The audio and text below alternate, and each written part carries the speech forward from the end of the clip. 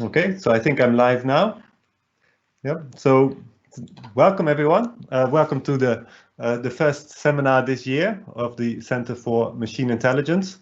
Probably a lot of people will still be joining, but I'm really pleased that we have three very interesting speakers today talking about different perspectives of using AI for COVID. So my name is Enrico Gerding, and I'm the director for the Center of Machine Intelligence.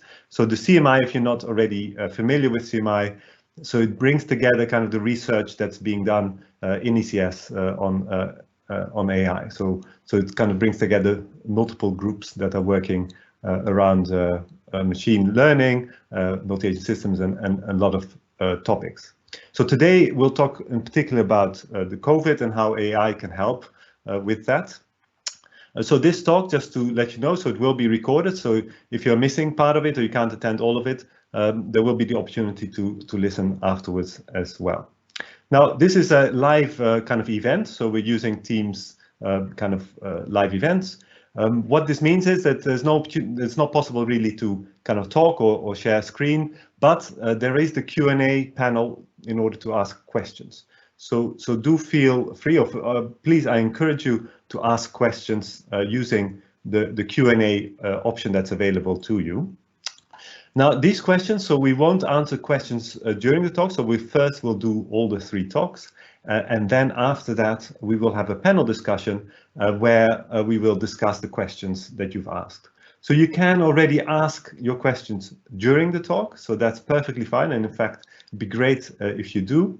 And then Kate will kind of lead the panel discussions, and if there are questions that you put there, she will take those and ask them to the panel. Okay, so they could be about any of the talks or across different talks. So it'd be nice to have a bit of a discussion around the different aspects of COVID. So I'm really pleased. So we have three really interesting talks. So the first talk will be the sounds of COVID-19.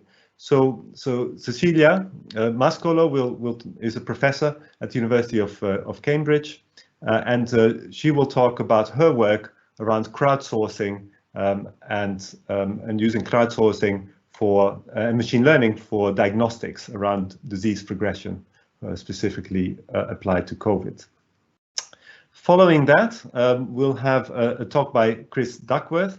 So Chris is in the IT Innovation Center. He's a researcher in the IT Innovation Center, and he will look at a very different aspect of COVID, but still also very important, looking at the admissions department and how this affects decision making, and in particular machine learning algorithms that have been trained pre-COVID, and so for decision support, how this changes based on the different patterns after COVID. And then finally, we have a talk by Edoardo Manino. So he will talk about kind of contagion and networks and looking at mathematical models of contagion. And the difference from kind of more traditional contagion models, he's looking at two types of contagions at the same time. So one is contagion of the disease itself, but also contagion. The second thing is contagion of the information spread. So particularly in this case around the vaccines, information about vaccines and the wearing of face masks, and how these two types of contagions in a way interact with each other. Okay, so that's a very quick overview of the three talks today. So I'll then now hand over to our first speaker, Cecilia Mascolo.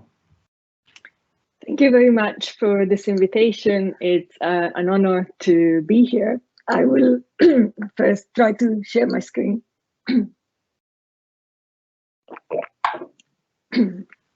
And I suppose you can see my screen now. Okay, so sorry, trying to get my voice back. This is quite fitting because can you see the screen? Yes, I can see. So this is quite fitting because the analysis and crowdsourcing we're doing in this project is about sounds of the voice and the respiratory signal. So you see, I don't sound very well today already. So to give you a little bit of context, we are working around the use of microphones and that exist already in devices that we wear around our body and carry with us all day. The beauty of using microphone is that they're quite cheap. And so the idea is that anything that you do related to data coming from these devices will scale and will be affordable. And also from the diagnostics perspective, microphone and data from sounds, continuous sounds, can give the edge that clinicians don't have. Clinicians see you and auscultate you perhaps every time they see you, which is not much, while these things stick to you quite continuously if you wear them and carry them with you. This project is in the context of a larger European Research Council funded project where we are hoping to collect large-scale data sets, cardiovascular, respiratory, but also digestive, because large data sets, as I will say in a minute, don't exist in this area, so it's difficult to think of modeling.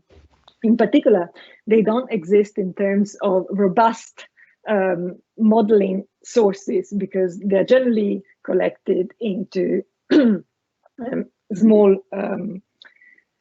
clinical studies. For some reason, my voice has really gone this afternoon. The idea of the project is then to integrate this on device and integrate with other sensors. And as you will see later in the talk, we're also talking about interpretability of our results.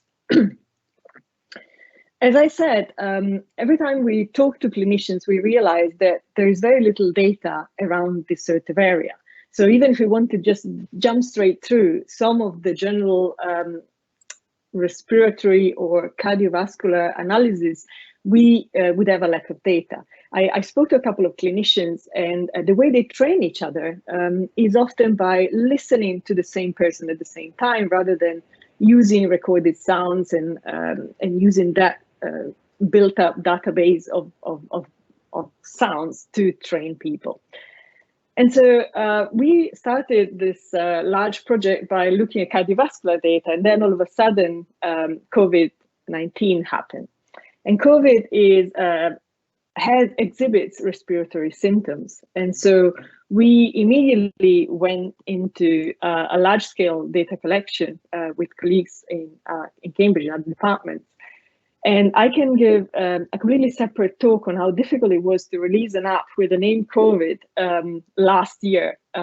We had to have multiple interactions with Google and Apple to make them realize this was a research app and that was trying to do some good research around the topic.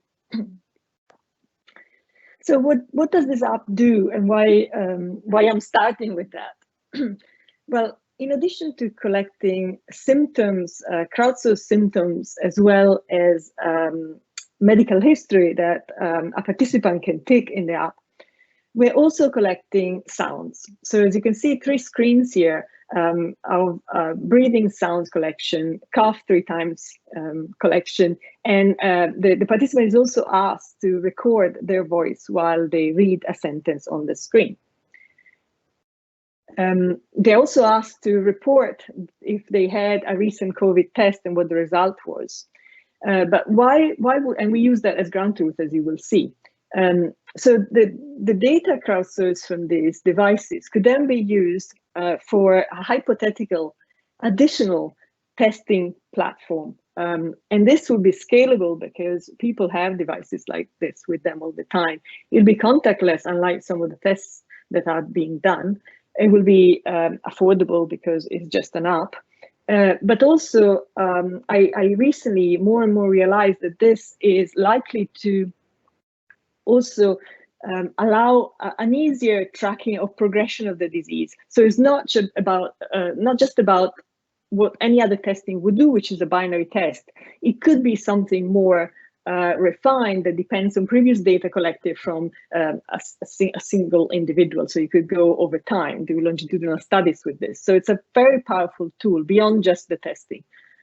These are just some numbers because it's interesting to see the numbers. This is probably the largest 3 type of data collection possibly worldwide. And we have quite a large number of samples. The collection started just a year ago, a bit more than a year ago. The distribution of ages, as you would expect for this sort of devices, perhaps a bit better than I would have expected. People can tell us where they're from and can also indicate they don't want to tell us where they're from, hence that big none in the location data. This is probably the slide where I laugh about how many questions, how many options we give the user to answer when they've tested positive for COVID, if they tested positive for COVID, if they had not tested. So we give them too many options and people do get confused. Going back, I would have said this probably should have been simpler, but it's good. I would like, you know, it's interesting to see and to show you this. And just to make sure that we don't have, this is crowdsourced data, could be random. I want to show you what the symptoms reported by the positive and negative tested, people who say they've been positive and negative tested are. As you can see here, loss of smell and taste corresponds to what seems to be in clinically one of the major symptoms of COVID. The other thing that I note is that you are not likely to distinguish just based on symptoms, positive and negatives, because the balance is quite similar for some of these symptoms. So just on that, it's very difficult to distinguish, at least in our data. And because I want to give you an idea of what we are looking for, here is a couple of spectrograms of picked, of course, one healthy cough, one healthy sample that contains 3 coughs. As you can see, the three different lines in the first spectrogram, and the COVID cough, one COVID cough. So one patient, one participant that had cough, which also said was tested positive for COVID. In the first one, you see that there are some specific vocal fold movements at the end of the cough. So those little streaks at the end of each cough are quite visible in the healthy cough. They become quite confused in the COVID cough. And also the energy spread over the frequency in the 3 different COVID coughs are clearly different. There are more higher frequency things. The other thing to note is things, by the way, that have been recurrently noted in the literature. And here are a couple of papers, not from us, but from Rita Singh's group in CMU, who has very much looked at voice and cough for COVID even before we started. And the idea here is, again, if you look at voice while the person is reading the sentence on the screen, you see that there are some harmonics and formants very clearly in the healthy cough, and you hardly can see them in the COVID voice, in the healthy voice and COVID voice. At the same time, the spectrum of the frequency, higher frequency, more clearly marked in green in the COVID voice. So while others have kind of concentrated in trying to perhaps look at specific features, we have further analyzed perhaps more generally how mechanisms of machine learning could then be applied in large scale to in a almost featureless fashion through deep learning. This is a slide I'm afraid I can't make you hear the audio of this. We tried before, and with Teams, Teams didn't agree with us, let's put it this way. But this is, I'll explain it. It's a female participant, Portuguese female participant, and this is her voice, augmented with some noise, because we're not allowed to share data unless we are under agreement with some participant from some other university. So I've augmented the voice when I let other people hear it, and it sounds this particular person sounds very, very different from when she is ill to when she recovers from COVID, and it's quite a remarkable sound. But in the interest of time, also we'll move on. On my webpage and on the page of the project, which I will display at the end, you find 2 papers where we explored first cough and breathing, and then voice with the idea of trying to use them as markers and detectors for diagnosis of COVID.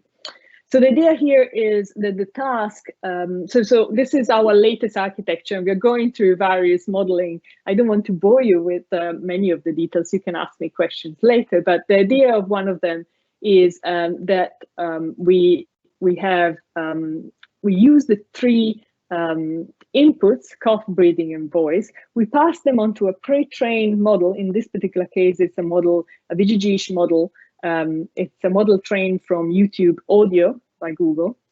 We do some max pooling to then reduce the features. We concatenate the features into vectors, and then we use that couple of dense layers for classification and diagnostics. I also talk about, I have a few minutes to talk about the longitudinal study as well. And just because I don't really want to be talking too much about performance, we have around performance of around, let's say, 70%, sensitivity of 70%. We also asked ourselves questions of prevalence, considering that perhaps when we test, we shouldn't have a 50-50 split between COVID positive and COVID negatives. Can we have a 10% split? Because population, non-healthy populations are usually much less than the overall population. We have tried to test on other diseases, meaning that our trained model is then run on our other data sets that contain some other coughs. Some of the people that test negative said that they have asthma, they have other things, so we try to test on that. Unfortunately, there's been no flu season and no cold really as declared in our data set, so it's difficult to really do a proper test on other diseases. We've tried to mix the data with other data sets and our machine learning was too smart and would detect the data set. If I have time later, I will also talk about the comparison with physicians, but at the moment I'll tell you that we've tried to just compare the modeling with what physicians hear of the sounds, because some of them have told us that they can hear the sounds of COVID. And the last thing I want to hint at is that accuracy is not the end of the story, especially when we talk about diagnostics. This is a paper of someone else that is using images, retinal images, to detect diabetic retinopathy. And they use some sort of level of uncertainty to decide if to refer a subset of difficult cases for further inspection. So this is a paper just submitted where we try to apply a similar approach. We solve two problems in this work. One is that we have unbalanced data sets. So we have more negatively tested people than positively tested people. And at the same time, we have the fact that we want to know how accurate our predictions are. And so we have roughly changed this architecture by allowing us, if you concentrate perhaps just at the beginning of the end of this picture, you can see for the more machine learning inclined one that we use an ensemble of models. So where we use the same positive set with a bunch of negative sets and create an ensemble, and then use the softmax probability at the end and the standard deviation of that to define a level of uncertainty with respect to our prediction. If the uncertainty is high, then we could say, well, can you please re-record your data? Or can we refer it to a clinician? We can decide what to do.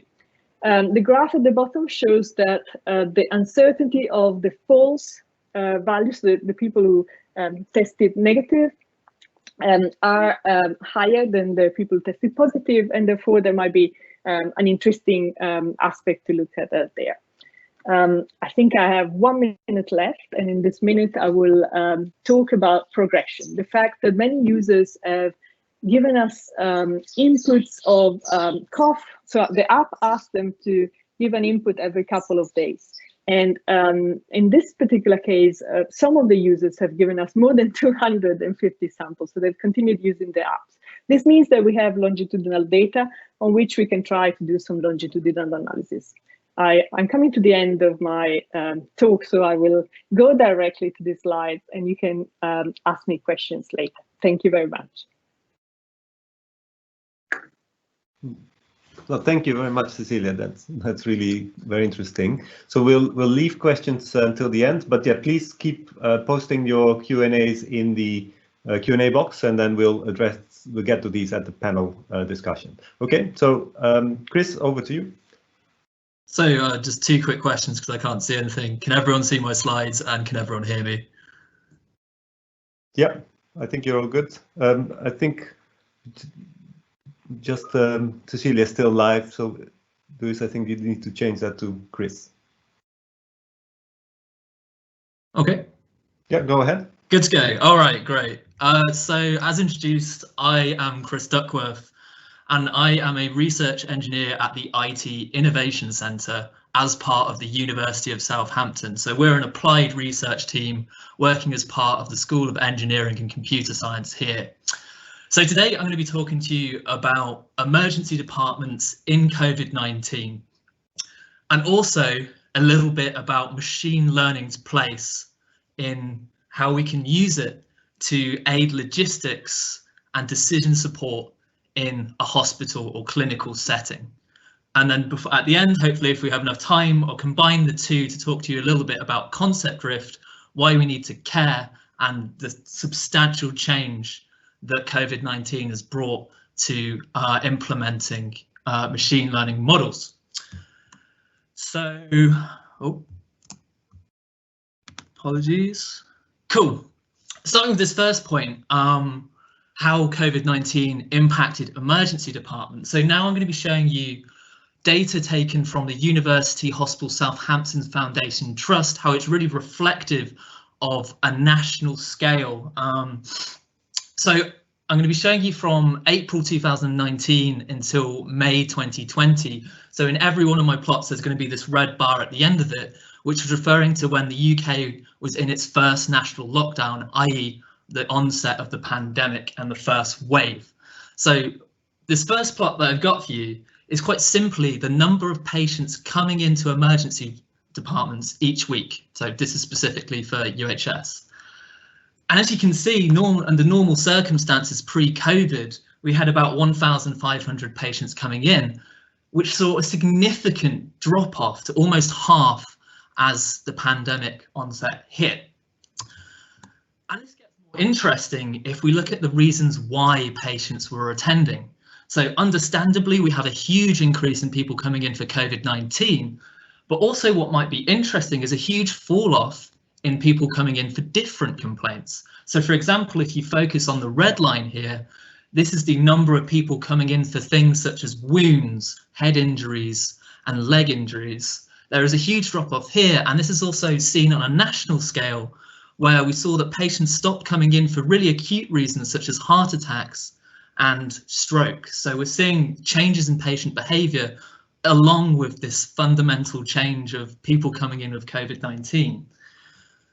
And also, if we look at what happened to patients when they came to the emergency department, there's some real significant changes here as well. So this is simply the percentage of patients coming in per week that came to the emergency department and then were admitted to hospital. So under normal circumstances, about 40% of patients might be admitted to hospital, but there's a sharp spike up to 60% at the onset of the pandemic. And this is also seen in the frequency at which vital signs are recorded. So vital signs include things such as blood pressure, respiration rate, how quickly a patient is breathing, how many breaths per minute a patient might be making. And this is sort of to do with assess patients that are quite high risk. So it's seeing the change in severity of the kind of patient that's coming in as well. Now, there's a whole host of information that I could go through here, but I'm going to leave it there. But basically, it boils down to two main categories: changes in patient behaviour, i.e. how the public are using emergency departments, and then also changes in hospital procedure, what happens to the patients when they get there.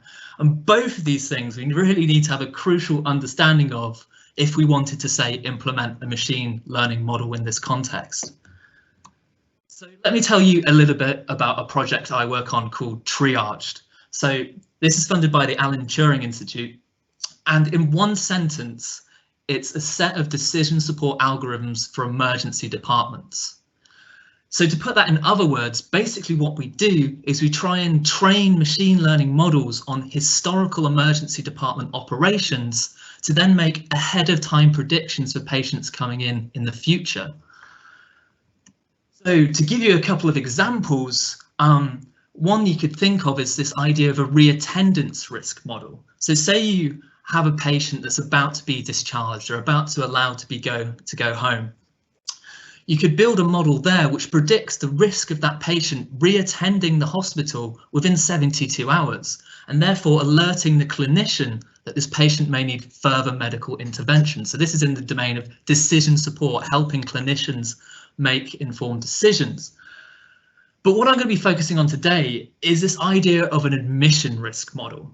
So based on information we collect about the patient when they first come to a hospital, i.e. the emergency department, can we make an ahead of time prediction on whether or not they need to be admitted to hospital?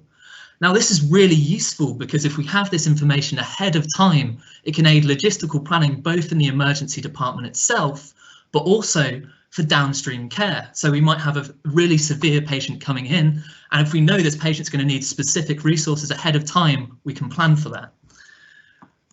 To give you a few more details about what this admission risk model actually does, we need to think a little bit about a topic called supervised machine learning. So here, I have taken the first 6 months of our data set, i.e. pre-pandemic times from March 2019 to October, and taken the 40,000 or so patients that came into UHS's emergency department in this time. And in the supervised machine learning techniques, the aim of the game is to take some input information and understand its relationship to the prediction. So here we're trying to predict how likely they are to be admitted to hospital. And the information we give our model are things such as the patient's age, how they've got to the emergency department, what time of day or day of the week they've come in, and whether or not they have any pre-registered conditions from previous emergency department visits. Other things that we can use, and we do use in this model, are reasons for coming to the emergency department, their complaints. So for example, COVID-19 or a broken leg or something. And additional to this, we can also use things such as additional notes taken, which we're going to refer to as a discriminator, and any vital signs recorded. Now, those familiar with supervised machine learning will know that once you've trained your model, which is shown in green here, you need to test it on data it hasn't learnt on. And so for the purpose of this study, we use the next 6 months into 2 separate test sets, one pre-pandemic and one during the first wave of the pandemic, to see how our model performs in varying circumstances. Now, this is a good point to introduce to you this idea of concept drift and why it's so important right now. So as I've already said a few times, machine learning models learn from historical data to then make future predictions. However, the world is changing, and it changes in unforeseen ways, which is referred to as concept drift, meaning that the situation that the model learned in may now be unsuitable. And we've seen this across a whole leverage of industries across the board with the COVID-19 pandemic. And so then the question then becomes, if we want to try and implement a machine learning model and ensure that it remains suitable over time, we need to monitor it to make sure it's still reliable. And perhaps the most intuitive way that we could do that is we could simply take the output of our model, say each week, and compare it to the known solution. So it's evaluating its performance over time. And if that gets worse, then we know it's becoming less suitable. But what I want to motivate to you today is this idea of explainable machine learning. And I think this is a really sort of poignant point to make in the domain of machine learning in medical settings, because we need to understand why our model's making the decisions it does, because quite frequently we have a machine learning model and it makes some brilliant predictions, but it's almost considered like a black box. And explaining and increasing the adoption of AI really needs this explainability aspect to get the public to accept it. So this is useful because we can track how a model makes its decisions over time. And if its decision-making process changes, then this actually tells us about the changing operational circumstances that it's in. It's telling us about concept drift. So to do this, we have to steal an idea from coalitional game theory, and I'm not going to tell any details about that right now. But basically all you need to know is we have this concept of Shapley values, or what I'm going to refer to as SHAP. And what SHAP does is it gives us a quantification of how important every bit of information we put into our model has been in making a given prediction. So in the context of our admissions model, this gives us every single characteristic about our patient or their attendance to the emergency department and how predictive all that information has been relatively in determining if they need to be admitted to hospital. And because we have this information for every patient and every bit of information we have about them, we can use this to periodically check how the model's decision making is changing over time. So let me give you an example to help you understand that. So here we have respiration rate, and this is one of the vital signs recorded when a patient comes to the emergency department. It basically is how many breaths per minute a patient takes. And this is commonly used to assess breathing difficulties of a patient associated with perhaps viral complaints.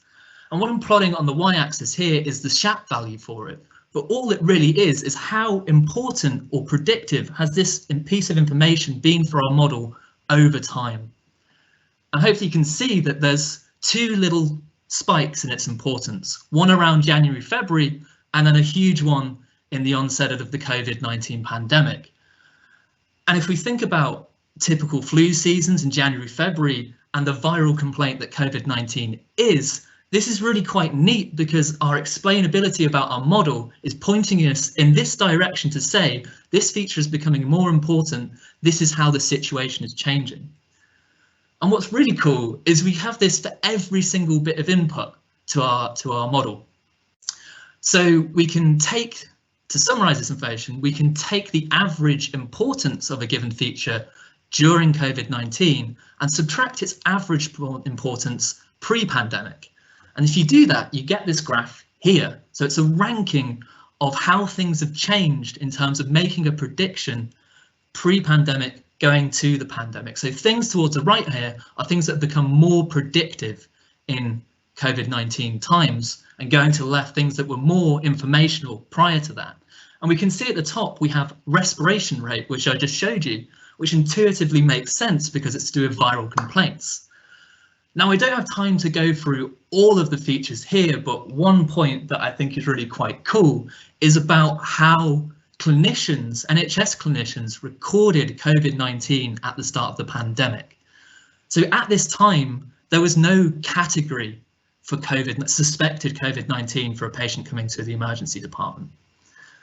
And therefore, if we look at the bottom here, in terms of complaints, i.e. reasons for attendance, we see that our explainability of our model tells us this is a less informational category. And this is because there was loads of patients coming in with COVID-19 and we couldn't record that. But let's focus on this second one that became really useful. Additional notes or discriminator about our patient and the reasons for their attendance. And our explainability is pointing that this has really become far more useful during these times.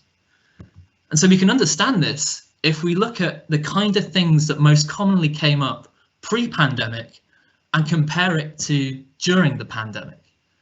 So common categories that came up pre-pandemic as listed in these additional notes was things such as swelling, things such as recent mild pain, things such as recent problem. And I hope you agree with me, but those aren't particularly useful or informative of a patient's risk. In fact, it's almost as if it was used as a throwaway category because all the information was already there in the reason for attendance. But during COVID-19, because we couldn't register a suspected COVID-19 in the database, this is where the information was encoded. We have notes referring to pleuritic pain, low SpO2 and very low SpO2 most commonly occurring. Now, for those who don't know, SpO2 is about a patient's oxygen level, and pleuritic pain is about a sharp pain in the lung or chest area. And so our explainability is pointed in the right direction to understand how record keeping has changed during the pandemic and shows us about concept drift. Now, I'm out of time, but hopefully that highlights an example of how explainable machine learning is really useful, and particularly in terms of understanding how suitable our model might be over time. So I'll stop there, but thank you. Thank you very much, Chris. That's fantastic. So yeah, again, so we'll wait for questions until the panel. So I'll hand over to Edoardo. So Edoardo, if you can share your slides, please. So just to mention that Edoardo is currently a postdoc at Manchester University, but he was also a PhD student in Southampton before that. Okay, Edoardo, over to you. Here I am. Yeah, please confirm that you can hear me and you can see my screen. Yep. Yeah, very well. Okay, so hello everybody. I'm Edoardo, and I'm going to present today a work done in collaboration with Marcus Breder. So we had today a few talks about something more, how to say, more practical, like collecting data and running machine learning algorithms. But during this pandemic, there's been a lot of effort on a more large-scale problems, and one of the problems is the problem of modeling. So this talk will explore a little bit the modeling side of dealing with a pandemic. Since this research idea started when the pandemic started, so April, May 2020, I want you to picture what was happening back then. So back then, we knew very little about COVID, and it was very difficult to make predictions about how long this pandemic will last and what is the mortality rate. There were the beginning of the talks about flattening the curve. So picture yourself in that situation, and in this talk I will review a little bit the tools that we had to answer those questions and what can be done to improve them. So we have two problems when a pandemic ensues, like we had at the beginning of 2020. So the first one is understanding the disease itself. Here we are not talking about how to cure a patient, so we are not talking about the individual level. We are talking about the large-scale behavior of the pandemic, how the pandemic spreads, how fast it is, how infectious it is, how long does it take to recover on average, what is the mortality rate. All the things that like a government planner or a public health official need to know in order to develop a large-scale intervention. So in public health, at that time, of course, we didn't have a vaccine, right? Because now almost all the talk is about the vaccine, because clearly that's an awesome solution to the problem, but back then we didn't have that. So when you don't have a vaccine, you can mimic the effect of the vaccine with what are called non-pharmaceutical interventions. We know them, unfortunately, all too well. Wear a mask, wash your hands, keep the distance. And these things mimic the effect of a vaccine because by lowering the contacts, we just virtually reduce the infectiousness of the disease. But the problem with those is that the only way to enforce them, the only way to deploy those strategies is by collaboration and cooperation of the population, right? So from a public health perspective, the problem is how we inform the population that this thing is happening and they have to do this. And of course, like you can escalate with policing, with closing the borders, but that will not scale, right? The police force is always smaller than the whole population, so you really need to create a culture of cooperation with the government. So two problems, modeling and then doing something based on the results of this modeling. So let's focus on the first, the modeling itself. At the beginning, with the little data we had, the only way to model the spread of the disease was to fall back on very simple epidemiological models, which are called compartmental models. And these are very rudimentary in the sense that they take the whole population of a country or of all the world population and split it in a few groups. And these groups will represent all the individuals that are at a certain stage of the disease. So at the beginning, we all are healthy. We never encounter COVID, so we're potentially susceptible to get COVID or any disease. then we are potentially infected and infectious, and at a certain point we recover, or unfortunately we die, and so we are removed from the population in the sense that we are not susceptible, but we also, so nobody can infect us anymore, but also we are not infectious, so we're not dangerous to other people. Now, models of this kind vary a lot in the number of groups. You can go from the most simple, which is susceptible and infected, to more complicated, taking into account potentially vaccinated people, asymptomatic people that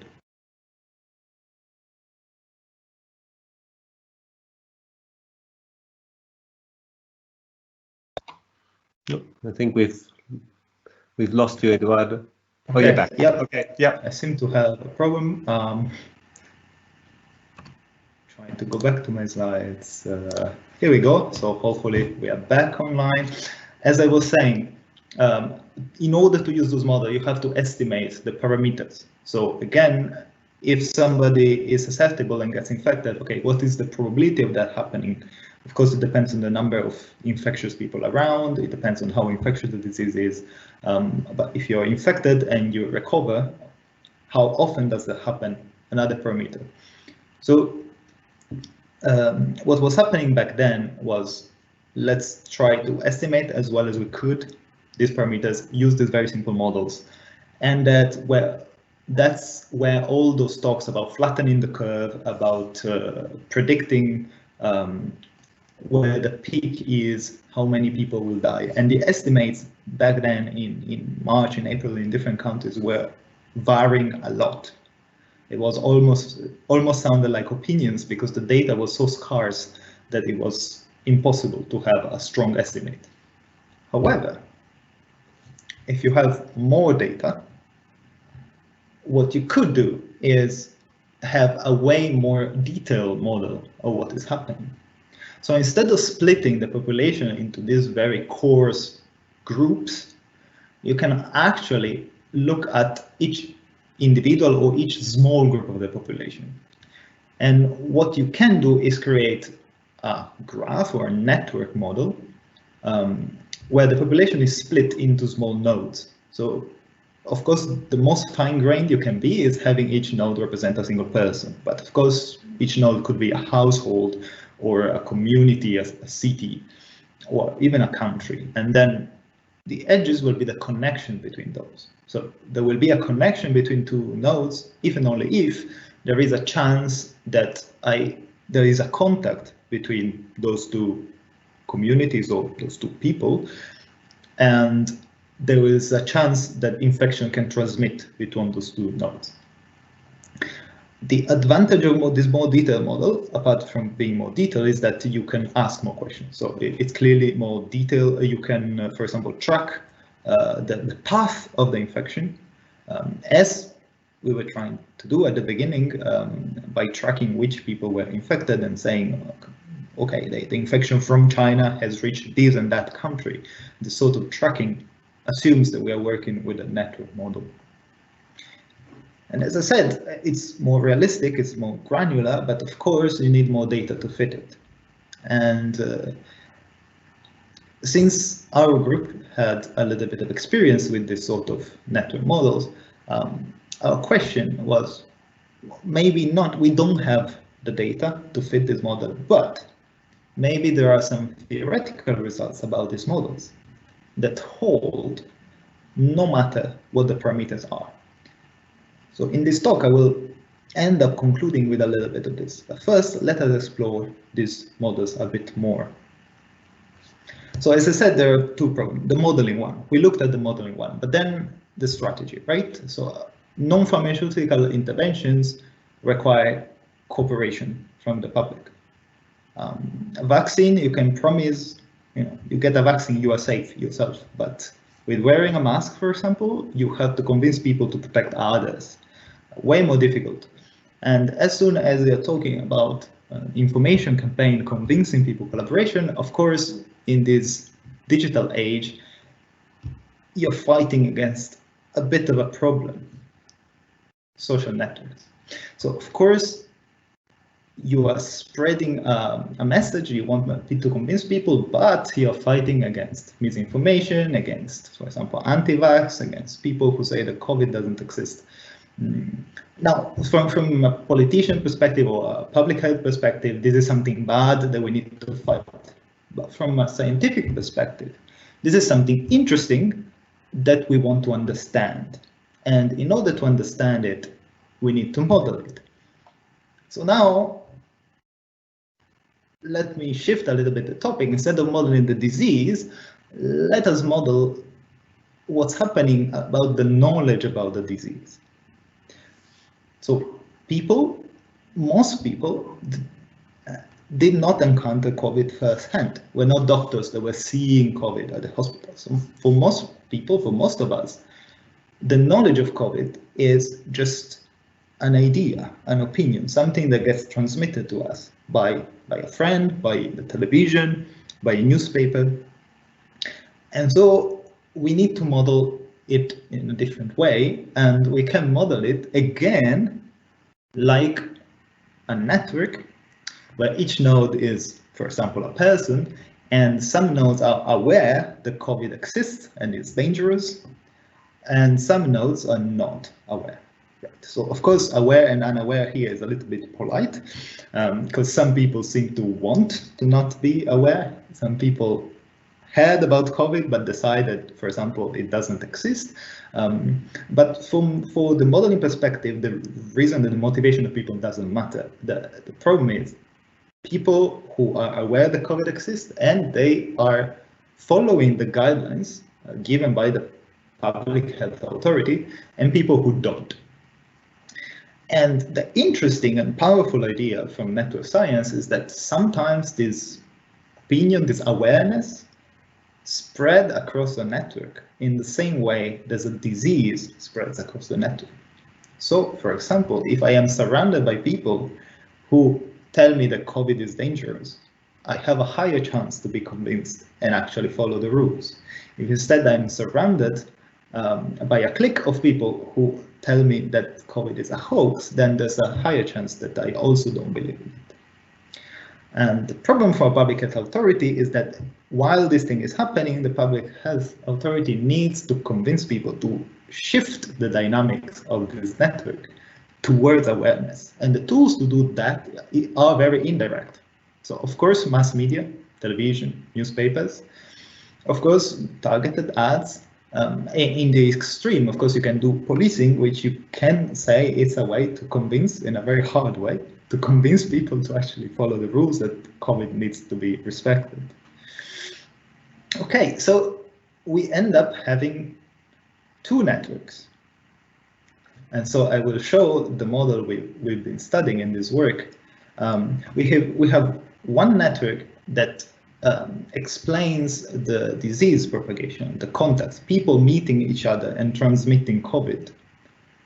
So people potentially being susceptible and then getting infected. But then we have another layer, the opinion, the information layer, where there are people that are aware of the disease and people who prefer to believe that this is not real. And on top of everything, we have a public health authority that is trying its best to spread awareness, because clearly people who are aware and following the rules will slow down the spread of the disease. So just to repeat a little bit the model we built here. Public health authority has some influence, of course not perfect, cannot convince everybody, but it's trying to spread awareness. We have an opinion layer like your friends, your social network, the colleagues from work, you're talking, you're sharing information. And some people are aware and unaware. Of course, you can flip, you can have like lockdown fatigue and stop caring, or otherwise some friend could get COVID and then you get scared and then you finally pay attention. And of course, the contact layer where actually the infection is spreading. Okay, so this is our model. And as I said, it's a very rich model, very detailed. And the question is, can we fit it? Like, do we have enough data to fit it? And the answer, unfortunately, is not. We can't, sometimes for even legal reasons, you can't, for each person know all the possible edges and contacts, all the people they met on the bus. Like, it's impossible. However, we can answer some fundamental theoretical questions about this model. So let me finish this talk with some results. As I said, we have a model that is difficult to fit, but it could tell us something theoretical. And with theoretical, I mean something that is always valid, no matter the parameters, no matter the disease. And in this work, we focused on one specific goal, which is to stop the pandemic onset. This means that the pandemic doesn't spread, the disease doesn't spread in your, let's say, country, or after a lockdown that brings the cases down, it allows you to not have another exponential increase.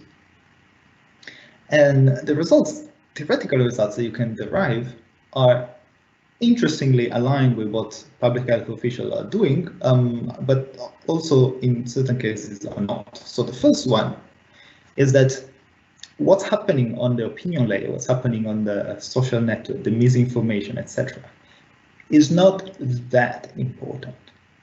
So yes, of course, everything helps. Fighting misinformation helps. Having an efficient campaign from government officials to convince people to take action is very important, but doesn't change the dynamic of the disease as much as having an intervention in the real world and managing to convince people that have a lot of real world contacts. So I would say that again, in the end, what matters is stopping people with a lot of contacts from getting infected. So a word that circulates a lot is super spreaders. Usually super spreaders advance, but what's happening is, again, one person that is infected getting in contact with a lot of different people and spreading the virus to them. You want to avoid that. Now, for example, the lockdown is a measure to avoid that. However, lockdown will not stop a lot of key workers from having a lot of contacts. A teacher in school, a doctor at the hospital, some policemen on the street, some Deliveroo employee going around. So your focus would be to convince those people to take as many measures, convince and support, of course, to take as many measures as possible. If you can stop them from getting infected, then the disease doesn't have a way to reach the whole population. Of course, people who don't believe COVID exists, like the unaware people, might break the rules and gather together. We saw many news about parties. So again, that's something you want to avoid. But the occasional misinformation on Facebook is probably not that important, at least from the theoretical perspective. So this is the end of my talk. Sorry, Edoardo, I need to interrupt you. So we've run out of time already. Quite a bit. I am at the end. This was the last great. slide. Thanks. So, okay, perfect. Thank you very much. So now we'll move on to the kind of live, the panel discussion. So, Edoardo, if you could unshare your screen, then actually I'll share my screen. So let's see if this is going to work. Let's have a look.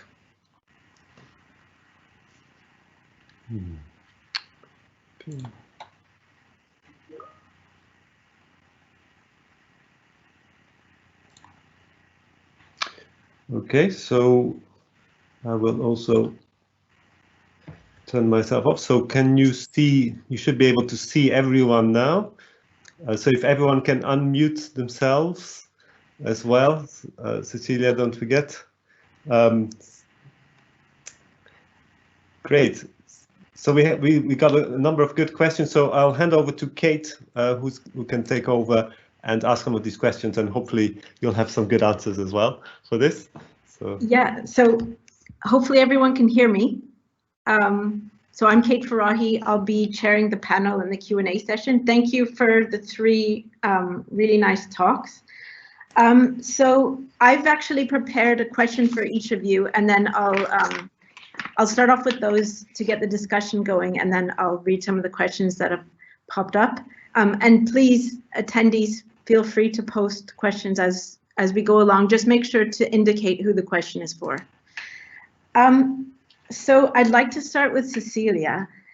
So I've noticed a lot of the results and the data you collect is based on the trustworthy of the data that's collected, particularly the positive and negative COVID results that people have labeled. So do you have any way of ensuring your data is clean or robust?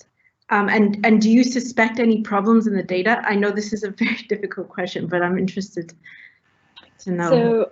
So in the small scale, we did some testing. So manual, we went through the samples and manually checked for a while. So you can do it. For the hundreds, you can do it. And you'll be pleased to know that we found people testing our app by just meowing into it, which is beautiful.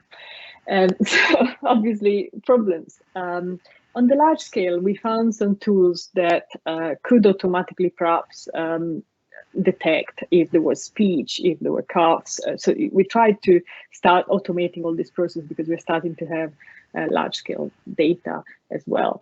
I think the general answer is that it would even be better if we had so much data that we could ignore some of these problems.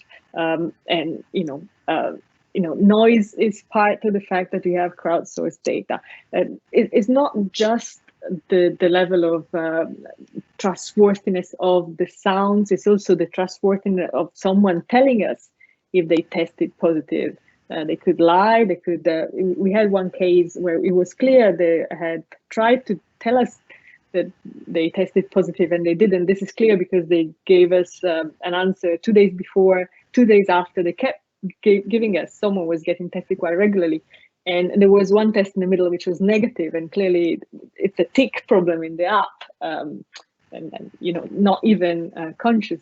So yes, so the answer is there are lots of problems. There's probably saturation with the microphone. We found that we didn't have it as much in the voice because people were keeping the phone. Interestingly, this is an interesting user interface. We're keeping the phone here to read, so that was perfect.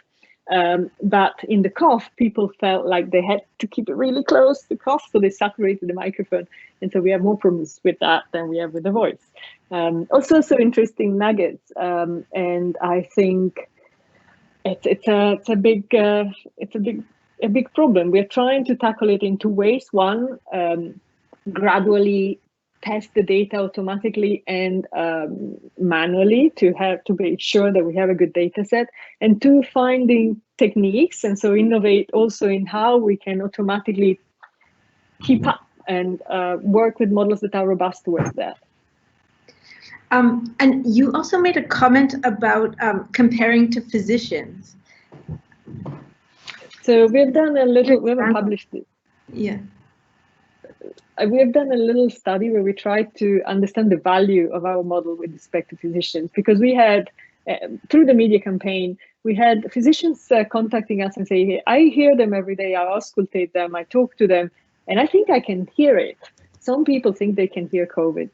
And so we sent some of these people some blind samples of our data, and we also tested that in our model and compared the performance. And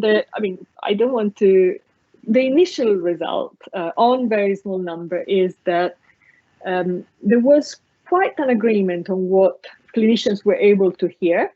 And sometimes when the clinicians were hearing something that was right, and the model got it wrong. And sometimes when the model got it right, the clinicians got it wrong. And so that makes us think that the two things might just quite be complementary rather than replicating. It might be that there are features that are perhaps specific and can't be heard so well by some, or maybe because of the training of the doctors. I don't know what it is, but it might be that the machine is better at some and the clinicians are better at others, which would be beautiful if it was true. I'm speculating on this. I didn't put it on a slide because it's small numbers. Okay, thank you. That's really interesting. So I also have a question for Chris. So do you think the methods that you're developing could work beyond A&E admissions? Have you thought about that?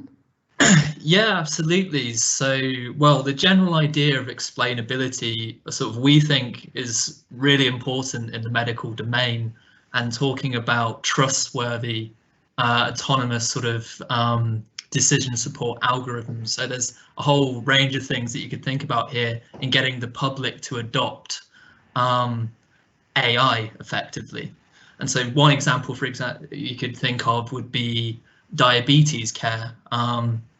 And so having this explainability and telling the person who's using this sort of preventative medicine technique why it's making decisions it does can really aid trustworthiness of the model, so to speak.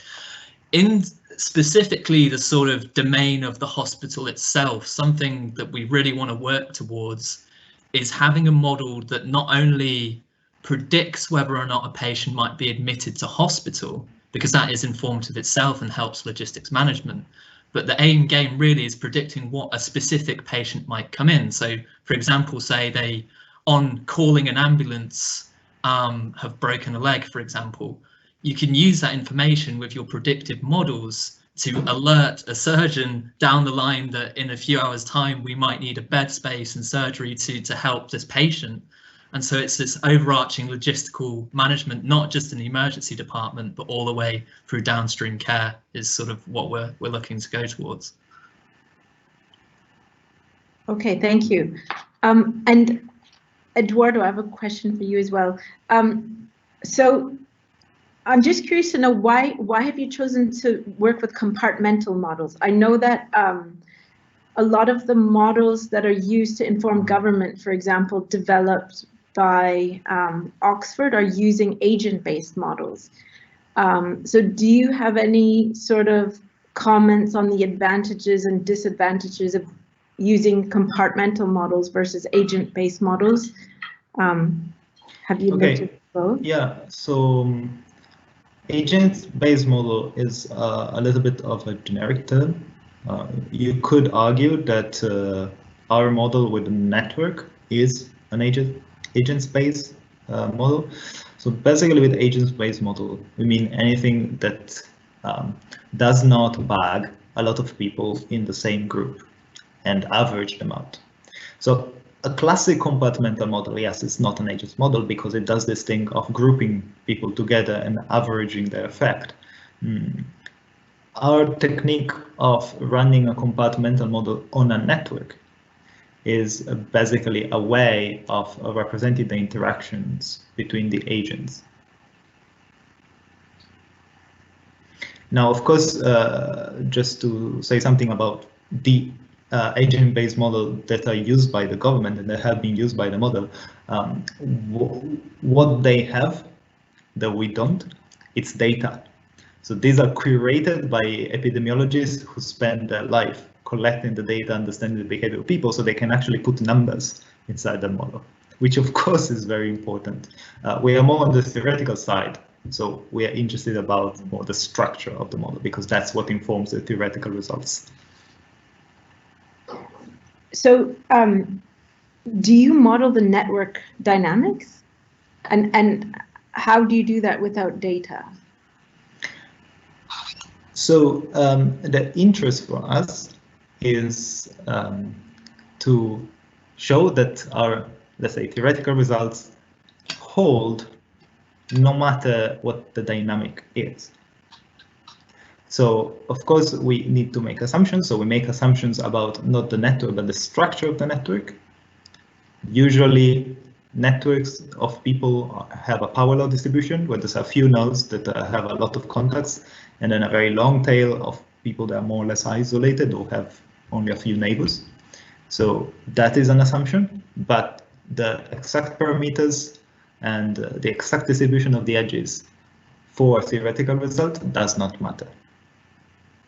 It matters if you want to give a prediction about what's happening tomorrow for the COVID cases, but it doesn't matter if you want to derive a general result of what is a correct strategy.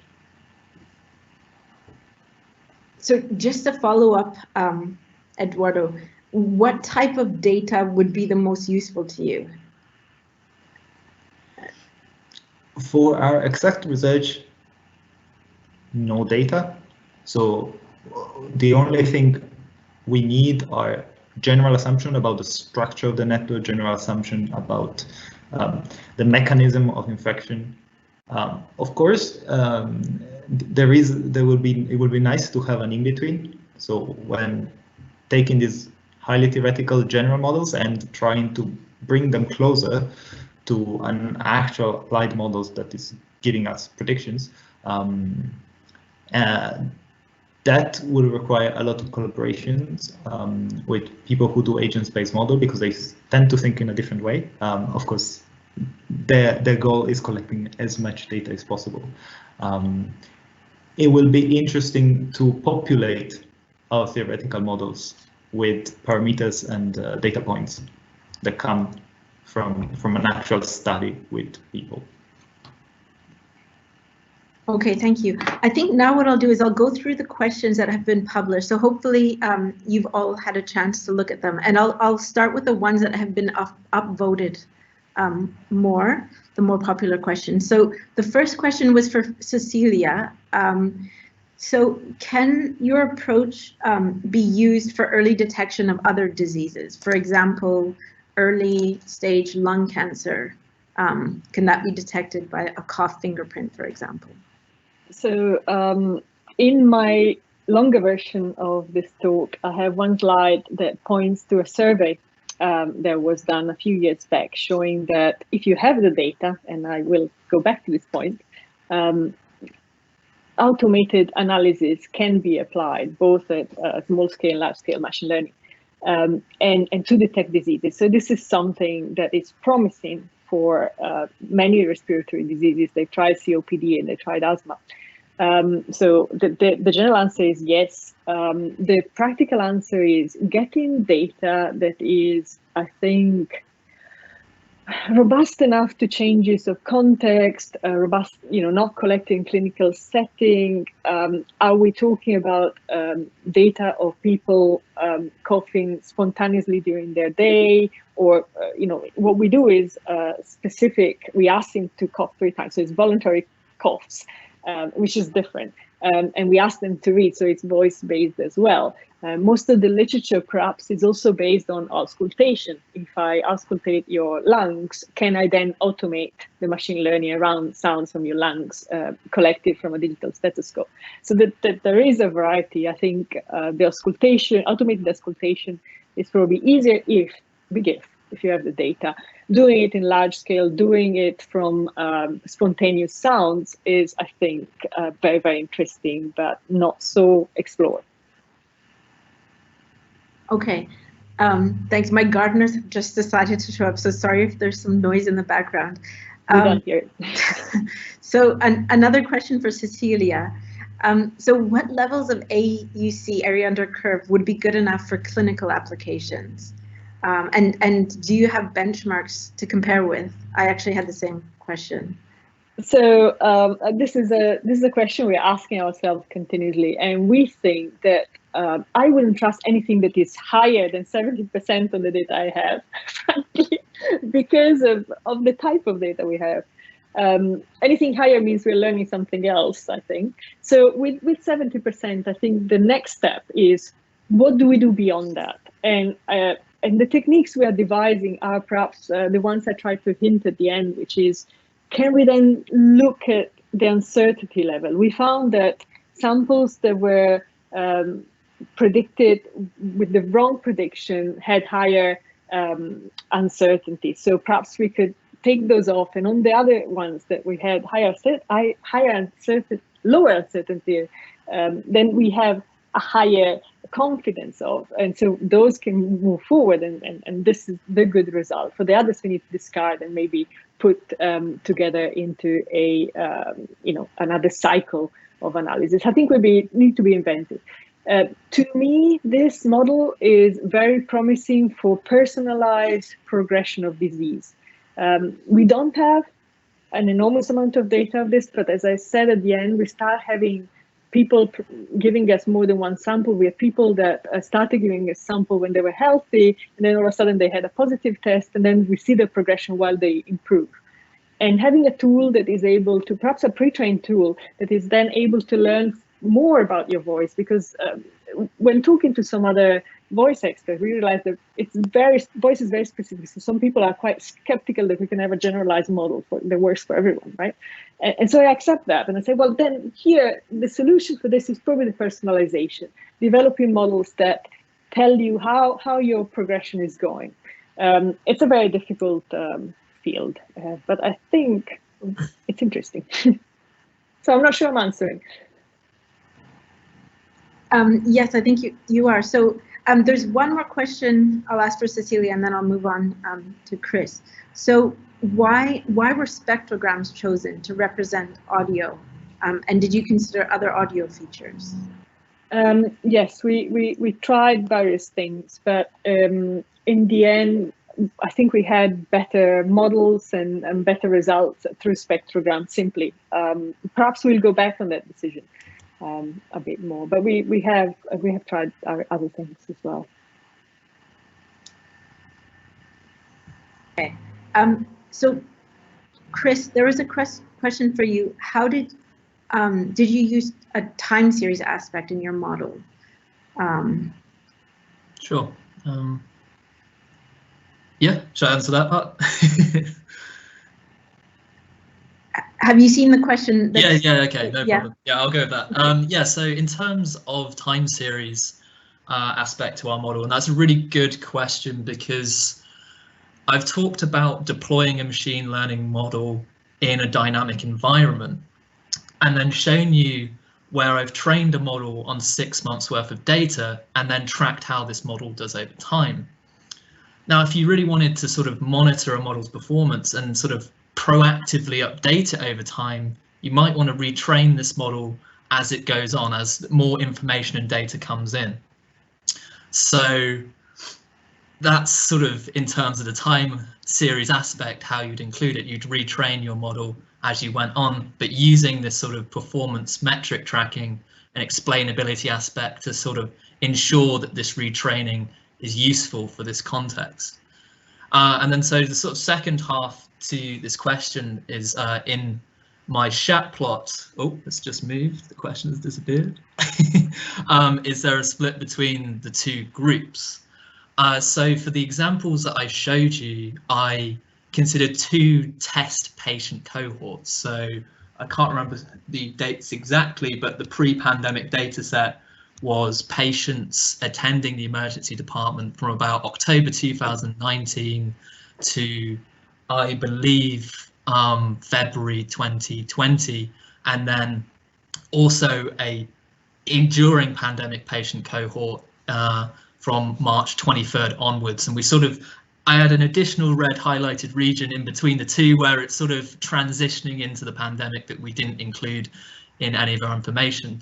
So when I showed you that chat plot, basically I used all the patients that attended during the pandemic and used this relative SHAP ranking or importances of all the input then, and then took the average of all the patients in this pre-pandemic patient cohort from October 2019 to February 2020 and subtracted the 2 to get that sort of ranking. Hopefully that answers your question. Yeah, thank you. So there's actually an interesting question on the chat, and I think actually this applies to all 3 of your talks. So maybe it's a nice point for discussion. So how can one fight misinformation in an ethical way? Do any of you have thoughts about this question? Anything to add?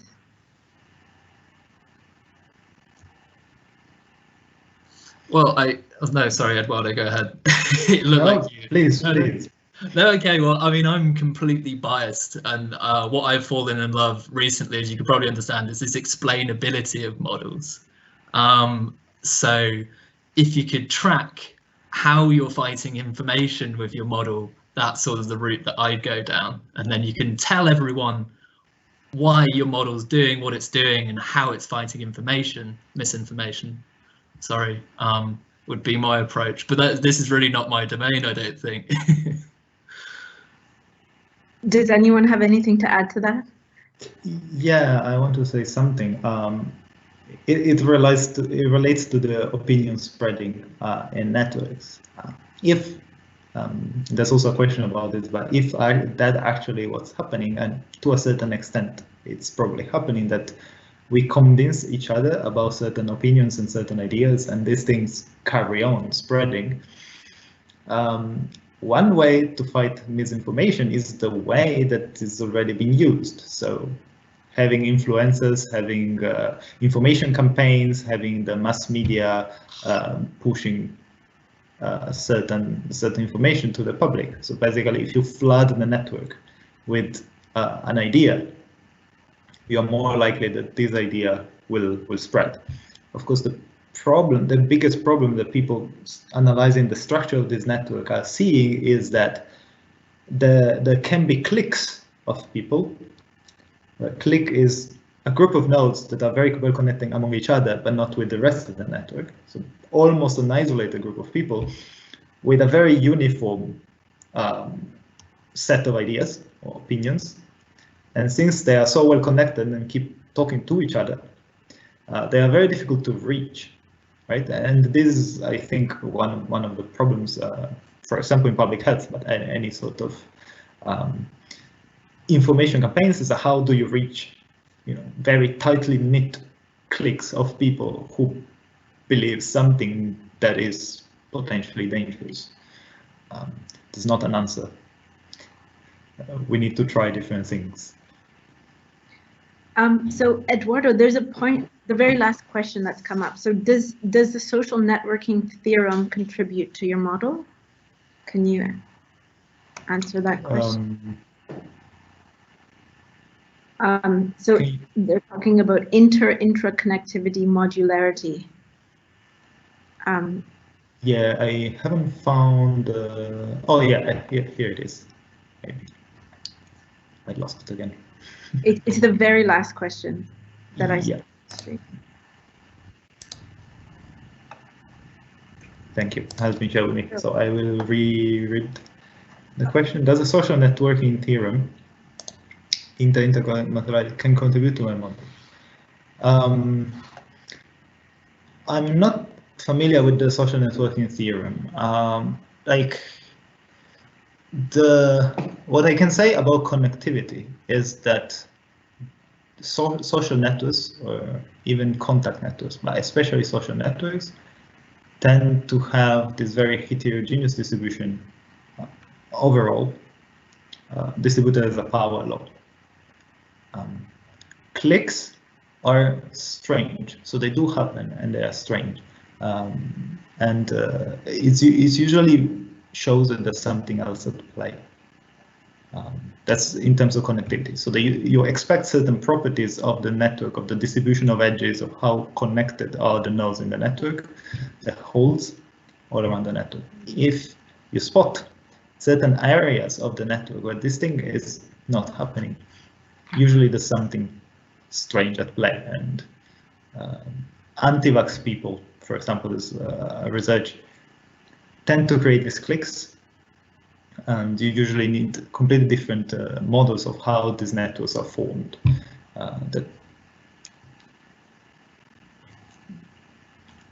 So I'm just curious to know, Edoardo, how do you just model the infectious state, or do you consider the different types of infectiousness? Like, in my model, I just have an infection.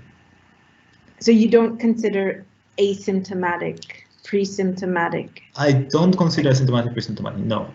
Because in our study, we look at the onset of the pandemic. So at the onset of the pandemic, everybody is healthy. And then with very small probability, the infection arrives. So in that particular moment in time, there is not a need to model the different types of infections, the recovery rate and that stuff. Of course, if instead you study a situation like we are in now, where there's a number of people that are infected, a number of people that are recovered and vaccinated, then of course you need a richer model of what's happening on the epidemiological side. So I had a more general question for Cecilia now. So there seems to be a trade-off between sort of really invasive types of sensors that model more accurate information about the human body versus less accurate information that could, for example, be inserted into garments and things. Which direction do you see research moving in mainly? Do you have ideas, opinions? I know you've worked on numerous types of sensors and health-related behavior monitoring. I'm curious. So, yeah, I think we probably are trying to move away from invasiveness as much as possible, but also in terms of invasive sensors, it might be that there are some that are not so uncomfortable. I've seen some research of some colleagues that are able to inject in your bloodstreams or things that you digest. Those are invasive in the sense that perhaps they go inside your body, but you don't feel them. You feel good about it. It's okay. And so those are definitely interesting, and they can be precise. But also at the same time, I think some other less precise technology in your garment, as you said, or on your body that gives you perhaps more continuous sensing. We could have discrete and very, very precise, or continuous and very imprecise. And I think it's worth betting on the continuous and imprecise. And then perhaps our role as computer scientists is develop the models on top that correct that imprecision, perhaps leveraging the amount of data we have and the continuity. That's one view, perhaps. Thanks. There's a specific question for Cecilia. So how do you choose the fold in the ensemble method you mentioned? And is this done once or multiple times, similar to cross-validation?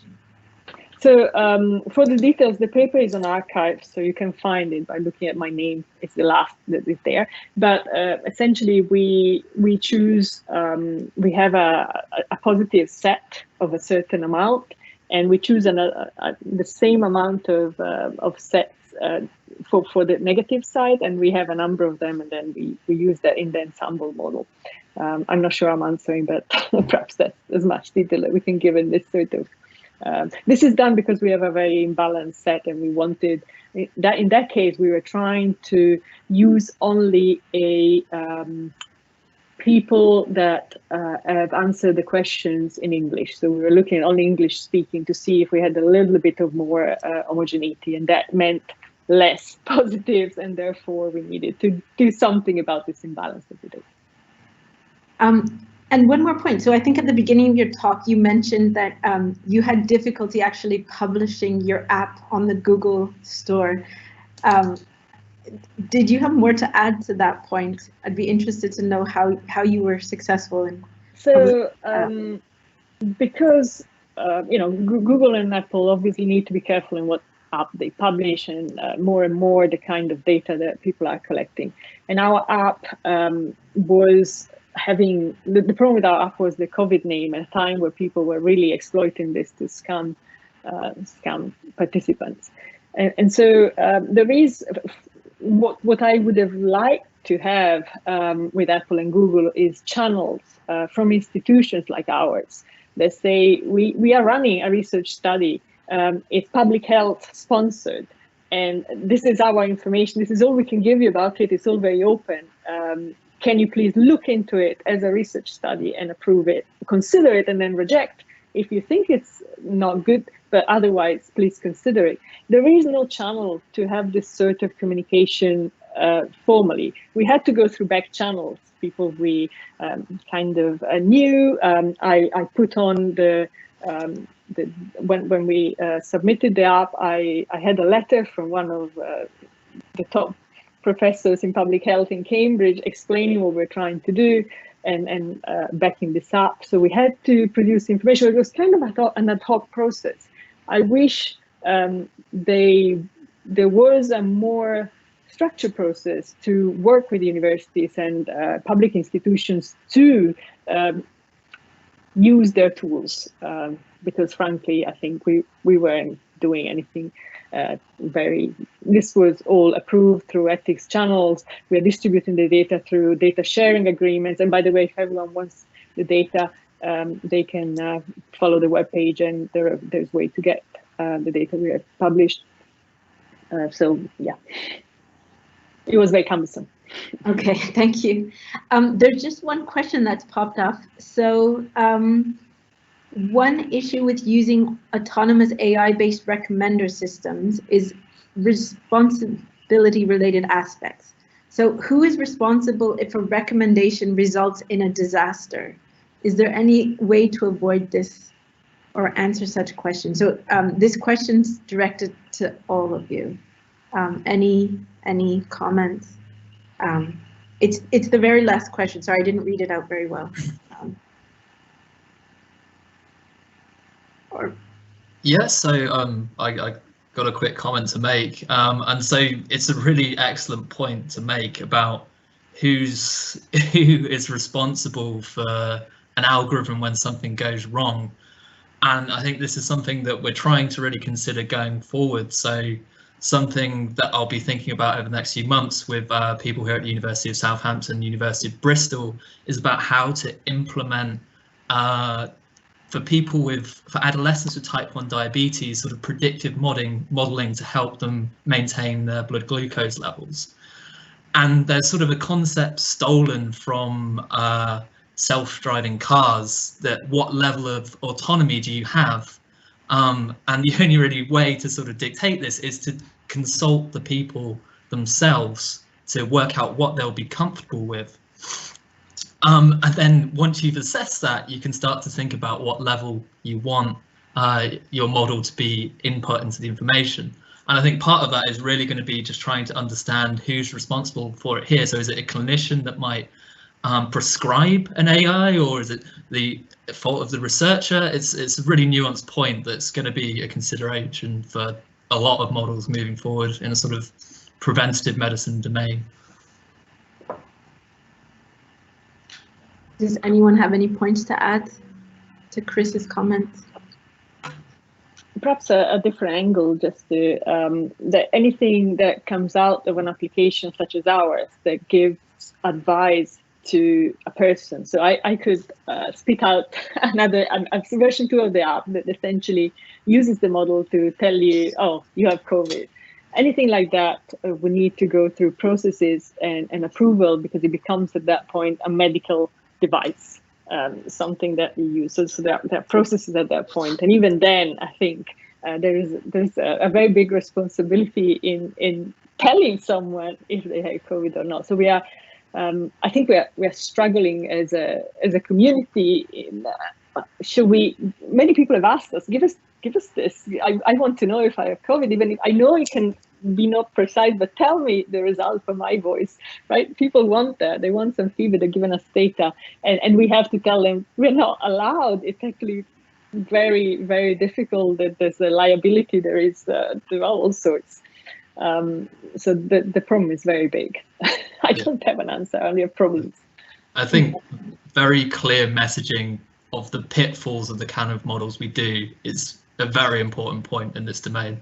That's very true. Yeah. So we have 1 minute left. Did any of you have final remarks to make before we close the panel? If not, I'd like to thank you all for joining. Thank you for the excellent speakers. Thank you for all the attendees.